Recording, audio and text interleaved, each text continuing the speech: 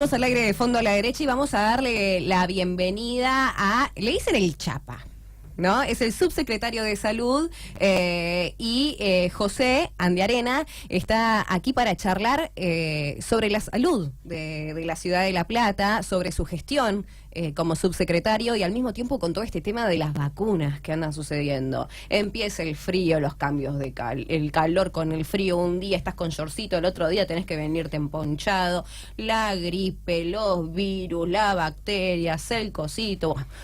Un lío, así que muchas gracias por venir y por venir al piso sobre todo. Nos quedó pendiente del año pasado la entrevista, así que me parece bien que ayer le escribí y le digo, te quiero en el piso, mañana estoy, me dijo. Así que ahí estamos. Bueno, muchas gracias a ustedes por invitarme. Contanos un poquito cómo está el estado actual de la salud en el municipio, sobre todo, porque tenemos entendido que trabajan mucho en conjunto también con la provincia, pero hay distintas cuestiones que dependen exclusivamente del municipio de La Plata. Sí, correcto. Bueno, el sistema de salud es un sistema integrado, ¿no? Con independencia de las competencias que tenemos en el municipio o que tienen el Ministerio de Salud a nivel provincial, funciona como un sistema. La responsabilidad de la Secretaría de Salud del municipio recae fundamentalmente en el primer nivel de atención, que tiene una red de 47 centros de salud en la Municipalidad de Plata.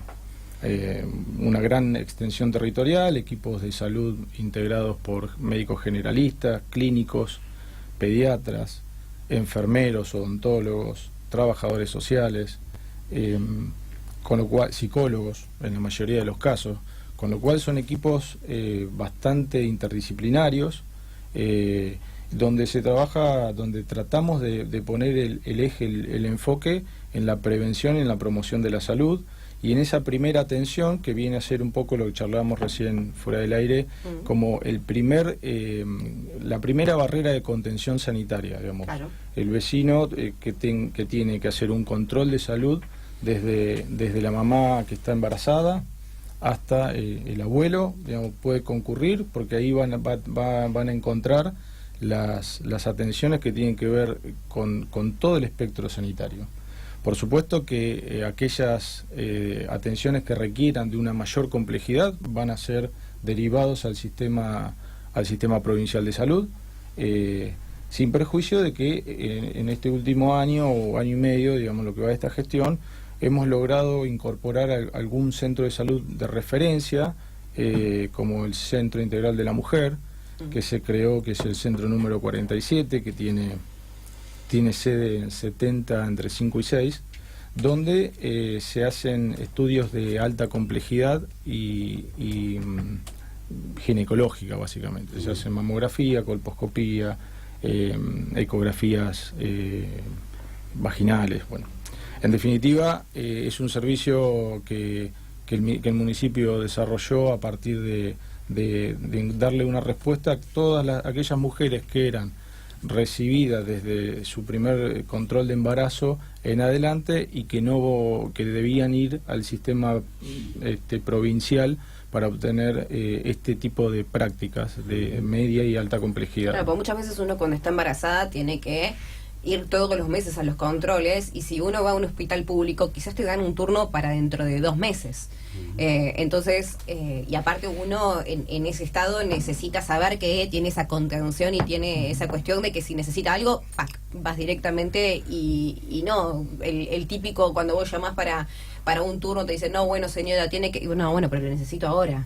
Sin duda. Es una cuestión bastante interesante. Vos sabés que en la última sesión del Consejo Deliberante una de las cuestiones que se debatió fue algunos pedidos de informe que llegaban por parte de los concejales para el área de salud. Y también se debatió, y se va a debatir ahora, la rendición de cuentas, donde para algunos concejales de la oposición plantean de que del presupuesto que fue aprobado, digamos, en las áreas, salud era una de las áreas donde no se había ejecutado todo el presupuesto. Digamos, de alguna forma se van a pedir explicaciones, por lo que uno puede averiguar y por lo que uno vio en la última sesión. En ese sentido, ¿ustedes cómo están hoy, digamos, en la Secretaría? ¿Están con todos los recursos que necesitan? ¿Se ven por ahí superados pues yo también en off recién hablábamos del tema de que hoy los hospitales están abarrotados, digamos. Cuando hablamos de la zona norte, yo siempre digo que al hospital de Goné no va solamente la gente de Citibel, Goné, Villaliza, sino que muchas veces van de otros distritos de La Plata, cercanos, sí, de Florencio Varela, digamos, llegan de varios lugares al hospital de Goné. Y también pasa con el Policlínico San Martín, que tiene alta complejidad en algunos temas. Ni hablar de San Juan de Dios, digamos, que son hospitales que no reciben solamente gente de la Ciudad de La Plata, sino de otros lugares. ¿Cómo ven ustedes hoy la situación y si en realidad esa partida presupuestaria que tienen les alcanza como para poder sostener todas esas salidas? Sí, mira, la partida presupuestaria es suficiente. De todas, digamos, una evidencia de esto es cómo hemos duplicado el nivel de atención desde el 2015 al 2018 inclusive. Hoy cerramos el año pasado con 1.059.000 atenciones contra una estadística que rondaba las 600.000 cuando asumimos la gestión. Eso habla de que hemos mejorado y duplicado prácticamente la cantidad de vecinos que se atienden, que pasan por los centros de salud, lo cual va en la dirección correcta, porque para nosotros es importante revertir ese proceso y esa tendencia poblacional de concurrir a las guardias de los hospitales, a los consultorios externos, que en definitiva el hospital está preparado para otro tipo de atención y no para la atención que puede ser contenida en el primer nivel. Para eso hubo que desarrollar toda una estrategia que fue, en primer lugar, poner en valor y recuperar la infraestructura de los centros de salud. Nos encontramos con la red completa de centros de salud, salvo el que se inauguró nuevo, que recién mencionábamos, que es el Centro Integral de Mujer, en estado calamitoso. Y esa estrategia de recuperar la infraestructura, que a esta fecha llevamos intervenido 25 de los 45 o 47 centros que hay, fue el primer paso. Ahora, el segundo paso era dotar a los recursos humanos existentes nosotros decimos, y así se lo propusimos a Julio, cuando a los 2 o 3 meses que asumimos la gestión, una reparación histórica y un reconocimiento histórico al personal profesional y técnico de salud del municipio.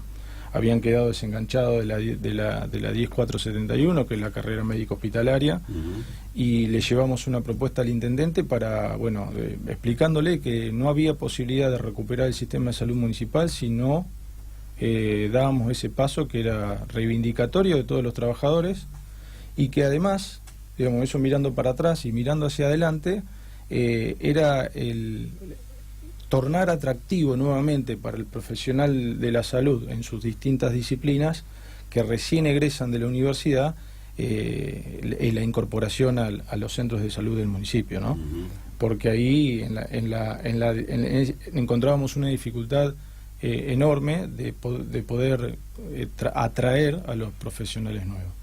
Y a partir de ese entendimiento y Julio tomó la decisión de firmar un decreto en abril, que fue operativo a partir de abril de 2018, donde se equipara la carrera, nuevamente la carrera médico hospitalaria, y desde el punto de vista presupuestario se definió que se iba a hacer en 3 tramos, que uno iba a operar en abril del año pasado, que ese pago se hizo a partir de abril de 2018, el segundo opera a partir de abril de este año, y el tercero, y ya definitivo, va a quedar equiparado con provincia en abril del 2020. Eso ha hecho que ha generado un mayor compromiso del equipo de salud que venía trabajando, y no hemos logrado incorporar la cantidad de nuevos profesionales que pensábamos incorporar, pero tenemos ahí en carpeta y en proceso de incorporación una veintena de nuevos profesionales. Vos sabés que en ese tema, perdón, sí. porque no me quería desviar del tema, el otro día hablábamos con el titular de la ANSICOP, que es el sindicato que nuclea a los profesionales de la salud, y él nos planteaba, digamos, que con los sueldos que cobran los médicos, a veces se hace difícil conseguir profesionales que quieran ejercer, sobre todo en la salud pública, ¿sí? muchos se dedican a la salud privada, que es mucho más beneficioso. Bueno, pero porque la obra social todos los meses te aumenta un 10%. Claro. no hay nada Sí, que te aguante con eso. está Ya bien. un día me voy a ocupar de hablar de eso. Sí, pero bueno, digo, Tengo que trabajar la- solamente para pagar la obra social. Está bien, pero viste, digamos, en el nivel, digamos, sí, para hacer, digamos, no es para hacer un análisis económico, ¿no? Pero el planteo era bastante razonable, teniendo en cuenta los informes del INDEC, que dice que una familia para no ser pobre tiene que ganar 26.000 pesos por mes, y más o menos eso es lo que ronda, digamos, un médico que gana en el hospital público. Entonces digo, ¿cómo a ustedes también se les hace difícil acceder a profesionales, digamos, por el monto que deben pagar, digamos, que no es que lo originen ustedes, digamos, no es que ustedes ponen claro. el monto que tienen que pagar ahí, escalafones en el Estado, y ese es el escalafón. Digo, ¿se les resulta difícil conseguir profesionales que puedan ejercer la profesión? Sí, claramente, pero hay otro factor, no solo el económico o el salarial. Porque en ese sentido, digamos, de la gestión se va en el sentido correcto, digamos, que es recomponerlo y por lo menos equipararlo al nivel de los salarios provinciales de la salud. El otro factor es la escasa cantidad de egresados en aquellas especialidades médicas, fundamentalmente, vinculadas a la atención primaria. Para nosotros el principal médico, la principal especialidad es la del médico generalista. El viejo, ¿no?, médico cabeza de cabecera, digamos, de familia, ¿no? Como en algún tiempo se decía.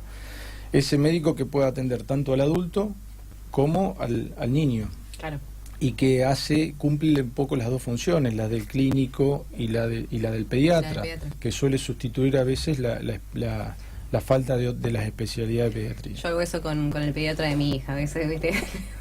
Lo revisame por las dudas. Pero bueno, porque uno lo hace de esa manera, pero sí, termina, o el hecho, nada que ver con esto, pero el hecho de que el pediatra cuando vas creciendo, ¿viste?, no lo va soltando y digo, bueno, ya es hora de que pases a un clínico. Y viste, 14 años, 15 años, yo conozco algunos que 20 y pico y largos seguían yendo al pediatra diciendo, bueno, dale, vaya. Bueno, pero también se debe a eso. Seguro, pero bueno, en ese sentido hemos tenido conversaciones y trabajo conjunto, no solo con la gente de la SICOP, nos hemos reunido en varias oportunidades para intercambiar miradas sobre este tema. Y con la gente de la Facultad de Ciencias Económicas. Con el doctor Basualdo tuvimos reunido en más de una oportunidad, y él entiende que la preocupación es la misma, digamos, lo ve de la misma manera. La cantidad de egresados de las especialidades generalista, clínica, pediatría es baja en relación a lo de algunos años atrás. Y ellos también hacen su análisis de, bueno, cómo refortalecer durante la carrera el entusiasmo de los estudiantes para elegir estas especialidades. Y en ese sentido hemos estado trabajando parte del año pasado, y seguramente en las próximas semanas estaremos firmando algunos convenios de cooperación en el marco del convenio que la Universidad de La Plata ha firmado con el municipio, para facilitar las prácticas de distintas especialidades, de distintas carreras, no solo especialidades de salud, odontólogos, psicólogos, trabajadores sociales, enfermeros, además de los médicos, en los centros de salud. Las prácticas en la Ciudad de La Plata generalmente estaban vinculadas al sistema de hospitales provinciales y no a los centros de salud que pertenecen al municipio. Entonces, a partir de la firma de este convenio van a poder transitar grupos de estudiantes de las distintas disciplinas también por los centros de salud, lo cual no solo va a aportar a la formación profesional de cada uno de ellos, sino que va a abrir un nuevo horizonte laboral que para nosotros es fundamental, porque si no los médicos y los profesionales que están desde hace mucho tiempo en el municipio, que por su gran vocación sostienen el sistema de salud municipal, se van a ir jubilando y no vamos a tener posibilidad de reposición, ¿no? Claro, aparte están las famosas prácticas o pasantías, para el que no lo conoce, pero está también la contradicción de que si tenés que elegir que te atienda el médico que tiene 10, 15, 5 o 50 años de carrera, Seguro. o el que está recién estudiando, y bueno, uno tiende a ir más o menos por el... Pero si vos tenés al que está empezando, que está al lado del médico, está bien, no es lo mismo en el tema de la vista que un tema clínico, por ejemplo, pero sí en cada cosa el tema del análisis o el tema del diagnóstico es medio complicado. ¿Cómo va a ser ese acuerdo para que estos alumnos van a tener a cargo directamente pacientes o van a estar al lado de el que sabe, digamos, como para que vayan quedando? Los alumnos van a estar van a pasar algunas horas una pasantía por los centros de salud con la supervisión y el liderazgo, digamos, del profesional a cargo del centro de salud. Bien. y un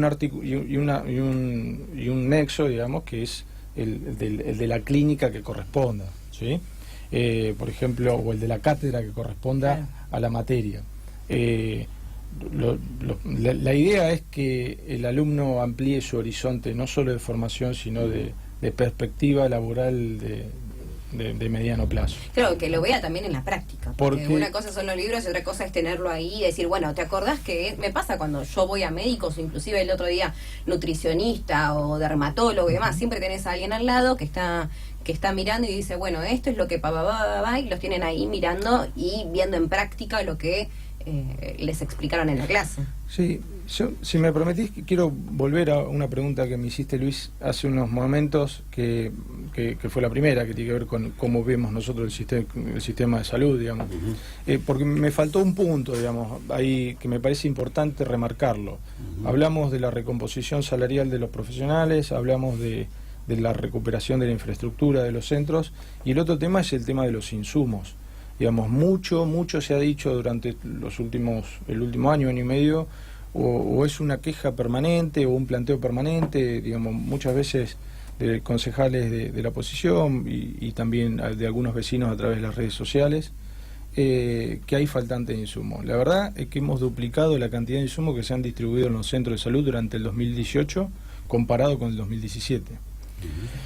Y eso tiene, digamos, también una estrategia detrás, que fue, en primer lugar, ni bien llegamos a la gestión, nosotros no llegamos a la gestión con Julio el 10 de diciembre de 2015, llegamos en febrero de 2017. Sí, me acuerdo.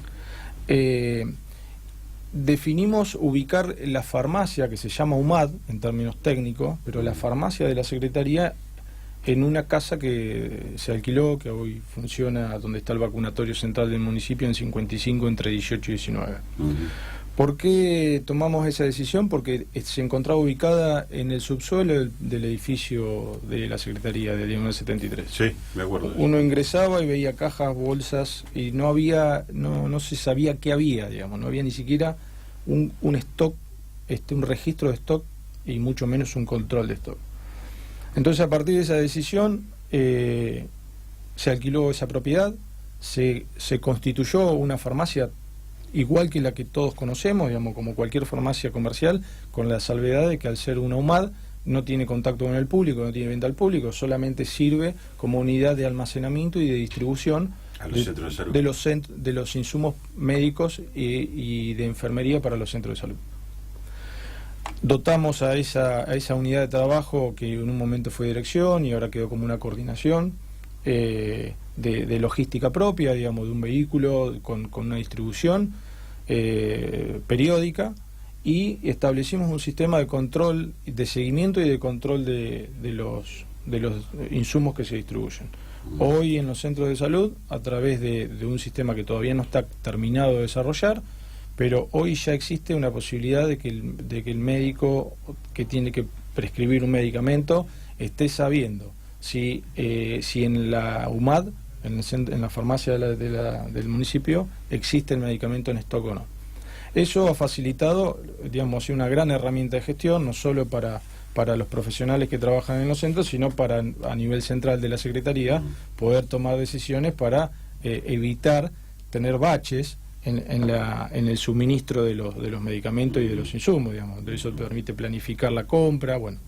Y en definitiva, en los últimos 2018 duplicamos la cantidad de medicamentos y de insumos que se han comprado en el municipio, amén de que existen algunos programas que ya venían, digamos el viejo programa Remediar, que ahora se llama CUS Remediar, que sigue, que es de la Secretaría de Salud de la Nación, y que siguen enviando regularmente los medicamentos de un vademecum a las salas. Yo lo que veo ahí, digamos, en parte lo que vos me estás planteando es hacer lo que hacen las farmacias, ¿no? Digamos, cuando llaman al depósito para ver si se encuentra el medicamento o anotar los medicamentos que son faltantes, digamos, tener de alguna forma un control de cuáles son los medicamentos que están en falta y cuáles son los que más se utilizan, digamos, porque en realidad la atención primaria de la salud siempre lo que tiene, digamos, es elementos indispensables que no pueden faltar. Sin duda. Y me parece que de alguna forma, con lo que vos me estás planteando, por ahí se puede manejar mucho más, de decir, vamos a traer los medicamentos o las cosas que son para la atención primaria de la salud, que son más necesarios. Sin duda. De última es una compra indiscriminada sobre un montón de cosas que no son tan utilizadas. Además los medicamentos se vencen. Exactamente, que tienen un vencimiento. Sí, y el tema del dólar, que también está muy pegado al tema de los medicamentos, de la suma, de los faltantes.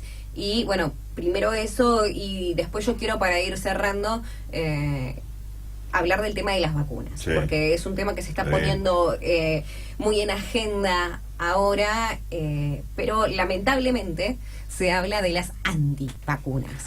Y en realidad hay que reforzar el tema de las vacunas. Seguro. Digo, una cosita más nada más y entramos en el tema de las vacunas. Dale. Cortita.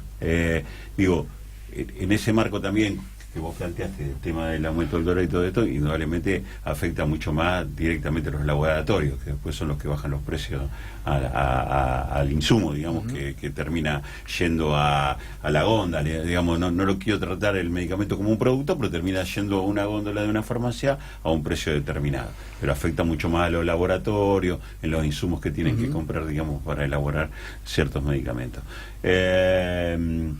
Y entramos en el tema de las vacunas, ¿no? Sí, el tema primero del dólar, me gustaría hablar con los medicamentos, y después, bueno, que viene también creo que de la mano con el tema de las vacunas. Se complica, ¿no? Cada vez que sube el dólar, los medicamentos, la faltante, o ¿cómo lo manejan eso? Mira, una porción importante de los medicamentos y insumos que recibimos vienen por el programa CUS Remediar. Y lo que no viene o no viene en cantidad suficiente, el municipio lo compra. ¿Sí? Nosotros tenemos con los distintos mecanismos de contratación que tiene el municipio, se van incorporando, se van haciendo licitaciones o con pulsa de precios de acuerdo a la cantidad de medicamentos que se necesiten comprar o de insumos. Ahora, no hemos tenido ningún inconveniente porque Julio tiene claro que esto es una prioridad. Entonces, cuando sabemos que tenemos, digamos, nosotros tenemos el control, ya tenemos un mapeo general de cuáles son los insumos, como bien decía Luis, que más se utilizan en los centros de salud, con lo cual... Sí, y depende de las épocas también, ahora empieza esto, empieza lo otro. Pero con independencia incluso de la variación del dólar, digamos, el municipio hace la compra. Digamos, no es cierto, y yo invito a que todo aquel que tenga alguna duda respecto del tema venga a visitar la UMAD, la farmacia del municipio. Lo mismo que si puede haber algún faltante puntual en algún centro de salud, cada centro de salud tiene su propio stock de medicamentos. Ahora, puede estar faltando circunstancialmente, digamos, pero no es ni una decisión política ni una falta de justamente de gestión o algo por ejemplo. De hecho, entrando un poco en el tema de vacunas, el municipio, sin que sea responsabilidad de la gestión municipal, porque las vacunas de calendario dependen, en realidad la distribución depende de provincia, pero el calendario es nacional, las provee el Ministerio de Salud de la Nación. Sin embargo, como hay faltante de la meningocócica, ya desde el año pasado, iniciamos hace 2 o 3 semanas atrás un proceso de licitación a nivel municipal para adquirir un stock de dosis que nos permitan, con independencia de que se va regularizando en la medida, digamos, en una mucho menor medida o menor cantidad de la que un municipio como La Plata necesita, pero por lo menos vamos a tener un stock propio adquirido, comprado desde el municipio para resolver definitivamente estos huecos o estos baches que vamos teniendo. Ahora, el resto de las vacunas de calendario están todas garantizadas, incluso la cepa 2019 de la gripe. Perfecto. O sea, es que el otro día comenzó el debate de vacuna sí, vacuna no. Hubo un caso de sarampión en Rosario, sí, que alarmó a la población, digamos. En algún momento se había planteado que no era necesario la vacuna contra el sarampión. Sí, que estaba eliminada. Voces, claro, hay voces que se escuchan, digamos, que a la sociedad le alarma. Vos, cuando la sociedad viene con un tema y vos te criaste en una sociedad donde a mí me preocupa que le den voz o micrófono o aire a esas personas. Eso es lo que me preocupa. Pero viste, digo, y de repente también, digamos, tiene que ver también con una cultura, ¿no? Sin duda. O sea, vos vas a la escuela a inscribir un chico, lo primero que te piden es la libreta sanitaria con todas las vacunas. Sí. Y si no la tiene, digo, mi hijo, además va a un club de básquet, ¿no? De La Plata a jugar, y cuando llegás te piden la libreta sanitaria con todas las vacunas, si no, no te lo inscribe para jugar. Entonces digo, de golpe está eso.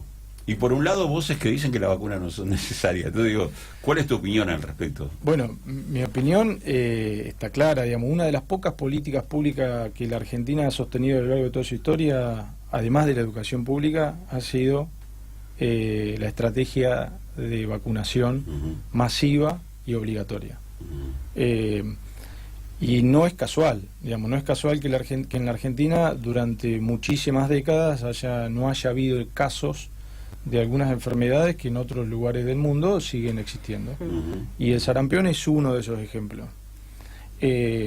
Esa política pública ha trascendido todos los gobiernos desde que se definió hace más de 100 años atrás, y no ha sido un tema de discusión ni de la política ni de la sociedad civil. Lamentablemente, en este último tiempo, y no en la Argentina, sino en algunas sociedades europeas, digamos, lo mismo en Estados Unidos, empieza a cuestionarse bajo una lógica de tipo, o sea, una opinión de tipo ideológica, ¿no? Más vinculada a que este es un gran negocio de los laboratorios y por lo tanto no es necesario. Y la verdad es que si hay una estrategia de política sanitaria exitosa y comprobada empíricamente, es la vacunación masiva. La otra estrategia es toda la política de saneamiento.